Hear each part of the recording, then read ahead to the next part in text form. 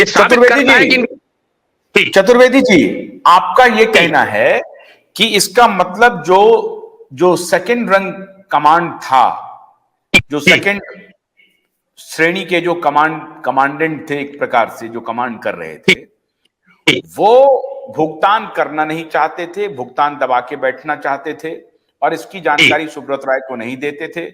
जैसे जैसे दबाव पड़ता था, उनको लगता था कि हमारी पोल खुल जाएगी, फटाफट वो पैसा दे देते थे। आपका ये कहना है? बिल्कुल बिल्कुल सही कहना है। और उस पैसे को ये कमीशन बेस पर चौथी जोनल चीफ एरिया मैनेजर ने अपने अपने चाटुकार लोगों का कमीशन बेस पर पेमेंट कराया और उसमें कमीशन खाया।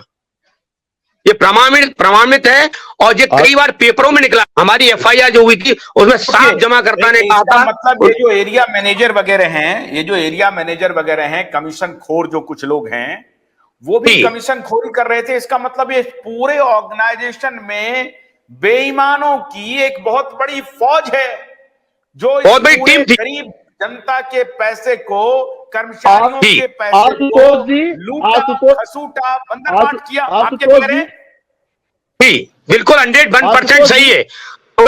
इन्होंने ऐसा जाल बिछाया था कि पहले हमारा टेरिटरी बनारस लगता था, बीके श्रीवास्तव जी बैठते थे, बीके श्रीवास्तव जी के पास जाता था कि पुलिस प्रशासन हमारे पास दबाव बना रही है, इतने का पेमेंट है, इतना नेता दबाव बना रहा है, इतने का पेमेंट है, जो कि न नेता का पेमेंट होता था न पुलिस प्रशासन का पेमेंट होता था। पेमेंट होता था तो 30% कमीशन वाले का पेमेंट होता था।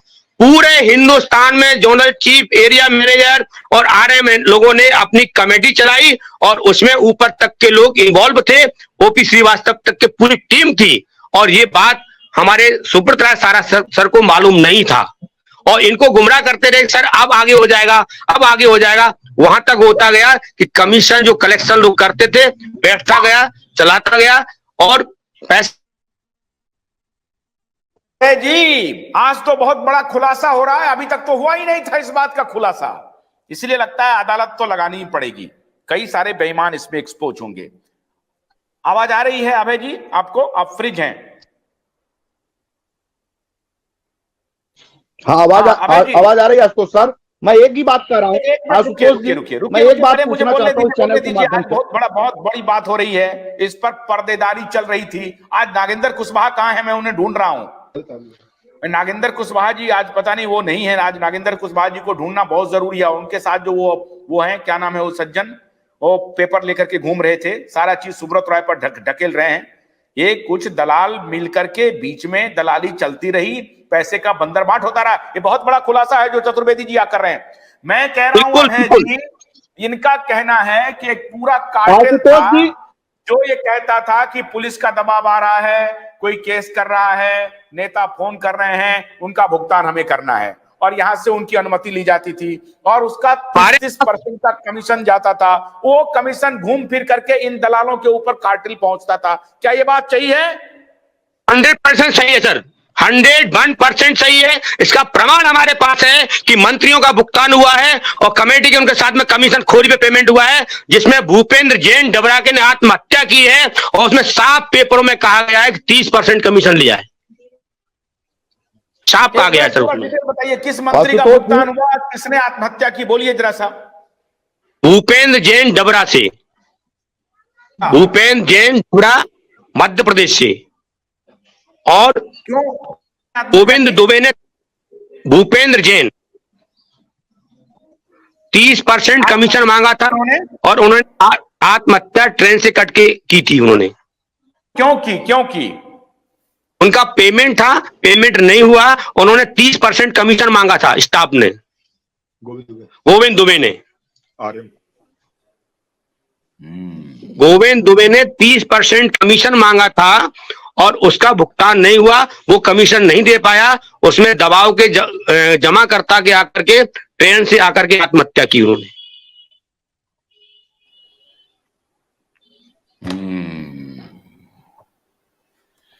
ये कई प्रमाण ऐसे हैं सर, ऐसा नहीं है, मैं झूठ नहीं बोल रहा और न मैं ये कह रहा। दलाली का जो बाजार है ना अभय शुक्ला जी, ये पूरा ऑर्गेनाइजेशन में दलालों की एक फौज है और इसने पूरे देश को बर्बाद किया। ये दलालों की एक फौज जो पूरा रैकेट करता रहा और वो आज भी सत्ता से शायद मिल करके खुद को बचाने का इंतजाम करने पर लगा हुआ है, उसकी सारी दलाली एक्सपोज करेंगे, चिंता न करिए आप, उसकी सारी दलाली। और अभी तो मैं इस पर आ रहा हूं, मीडिया के कुछ दलालों को एक्सपोज करने वाला हूं। जो सहारा मीडिया संस्थान चला ना, उसके कुछ दलालों को एक्सपोज करूंगा और डंके की चोट पर करूंगा और प्रधानमंत्री से पूछूंगा कि ये दलाली चल कैसे रही है। पूछूंगा। पहले तो ये पूछ लूं जरा सा आज कि ये जो दलाल है अभय शुक्ला जी, जरा प्रकाश डालिए चतुर्वेदी जी ने जो कहा कि एक दुबे नाम के एक शख्स ने 30% कमीशन की मांग की, एक भूपेन जैन नामक शख्स ने आत्महत्या कर ली, कहा मेरे पास 30% कमीशन देने के लिए पैसे नहीं है, अपना पैसा मांग रहा था वो, और ये नीचे का तंत्र पूरा दलाली कर रहा था। और उसका रिश्ता ये जो सेकंड इन कमांड में कुछ लोग बैठे हुए हैं उनसे था, और सुब्रत राय इन सारी चीजों से अनभिज्ञ था। उनको पूरा एक आयरन गेट में बंद कर दिया गया था। इसीलिए माननीय आदरणीय मैं स्वप्ना रॉय जी से आग्रह कर रहा हूं और उनके दोनों पुत्रों से आग्रह कर रहा हूं कि आप दोनों जहां कहीं भी हैं, आइए इन दलालों को पकड़िए, इन एक्सपोज कीजिए।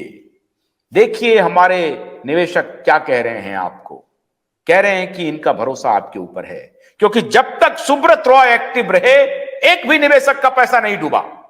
क्या यह बात सही है अभय शुक्ला जी? एकदम, मैं इस बात को कहूंगा, ब्रिलियंट माइंड सुब्रत राय देश के तमाम निवेशकों के लिए और उनके साथ काम करने वाले छोटे स्तर से निचले क्रम के जो एजेंट साथी थे उन लोगों के लिए वास्तव में भगवान की भूमिका में अदा करने का काम करते थे सुब्रत राय। और सुब्रत राय की जब तक छुट्टी थी, सुब्रत राय ने उन तमाम लोगों के दुख दर्दों से वास्ता रखा था, उनको ड्रीम सपने दिए थे। आप सुब्रत राय, मैं एक बात कह रहा हूं, आज सुब्रत राय है नहीं है, पैसे का भुगतान का मुद्दा सच के सामने छोटा नहीं हो सकता, और सच जो होता है वो सच ही साबित होता है, वो आपको दिखेगा। सुब्रत राय को दोषी क्यों मानते हैं भाई? हम बार बार ये बात कर रहे हैं कि सिर्फ इस नाते कि अभय देओ राष्ट्रीय अध्यक्ष है, सारी गलतियां अभय देओ ने करी। आज जो आपने खुलासा किया, बोलिए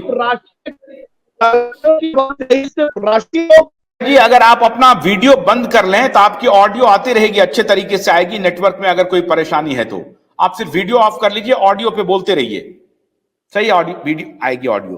अभय जी आप अपना वीडियो ऑफ कर लीजिए, अनम्यूट कीजिए अभय जी खुद को। हाँ अब बोलिए, आप बोलिए। आशुतोष जी, मैं बार बार ये कह रहा हूं कि आखिर सुब्रत राय को ही दोषी क्यों माना जा रहा है? सुब्रत राय क्या पैरा बैंकिंग चलाते थे क्या?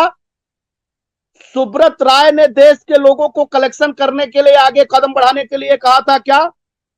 ओपी पैरा बैंकिंग आखिर चला कौन रहा था? पैरा बैंकिंग की जिम्मेदारी किसकी थी? और पैरा बैंकिंग के लोगों की जवाबदेही सीधे क्यों नहीं की हो रही? और इनको हम साइडलाइन क्यों छोड़ते हैं जबकि जवाबदेही पैरा बैंकिंग में ओपी श्रीवास्तव की थी? आज पैसे के लेन देन हुए 2010 से लेके 2012, 12 से लेके 2014 तक, तो सुब्रत राय ने तमाम कानूनी उलझनों में फंस के जेल में बिताए। उस समय पैसे का लेन देन के लिए सुपर एक्टिव भूमिका में कौन था? आखिर वो क्यों आगे नहीं आया? आज वो कहां है? आज देश के निवेशकों को भुगतान कराने के लिए क्या देश के निवेशकों ने, खास तौर पे मैं एजेंटों से भी बात पूछना चाहता हूं, जितनी गालियां सुब्रत राय को दी गई, क्या उतनी गालियां ओपी श्रीवास्तव को, और क्या उतनी एक्शन के साथ ओपी श्रीवास्तव के ऊपर कार्रवाई कराने के लिए आपने हाथ डाला? नहीं डाला। क्योंकि आप ओपी श्रीवास्तव को सेव करना चाहते हैं, ओपी श्रीवास्तव से फेस नहीं करना चाहते। ओपी श्रीवास्तव की पूरी टीम कहीं ना कहीं देश के निवेशकों को गर्त में ले जाने के कारक हैं और उनकी मदद करते हुए तमाम सिंडिकेट की और भूमिका बनी थी, जिसका खामियाजा आज देश के करोड़ों निवेशकों ने भुगता है। और आज सुब्रत राय नहीं है तो मैंने तो कहा कि इसकी सीबीआई जांच हो, इस आधार पे होना चाहिए कि आखिर इतनी बड़ी शख्सियत अचानक सडनली उसकी मौत होती है जिसकी कोई बुलेटिन जारी नहीं होती है। आज हम सुब्रत राय के बारे में चले गए, क्या ओपी श्रीवास्तव के ऊपर मुकदमे नहीं दर्ज हैं? उनको गिरफ्तारी करने के लिए किस संविधान ने हाथ रोके हुए हैं, किस कानून ने हाथ रोके हुए हैं? सुब्रत राय अगर इस देश में, इस दुनिया में नहीं रहे कि सिर्फ इस कारण उनके बच्चे वापस नहीं आए या नहीं आए लाए गए कि तुम आओगे तो तुमको पुलिस गिरफ्तार कर लेगी, तो प्रबंधन तंत्र में सुब्रत राय के जाने के बाद जितनी गंभीर धाराओं में मुकदमे सुब्रत राय के ऊपर दर्ज थे, उतनी ही गंभीर मुकदमे धाराओं में ओपी श्रीवास्तव के ऊपर भी दर्ज है। तो अगर उनको गिरफ्तार आने से गिरफ्तारी का डर था तो यह हिंदुस्तान में है, इनको किसने रोका है? तो कुछ तो साजिश नजर आ रही है कि तुम दूर ही रहो, मैं संभाल लूंगा। बिल्कुल सही।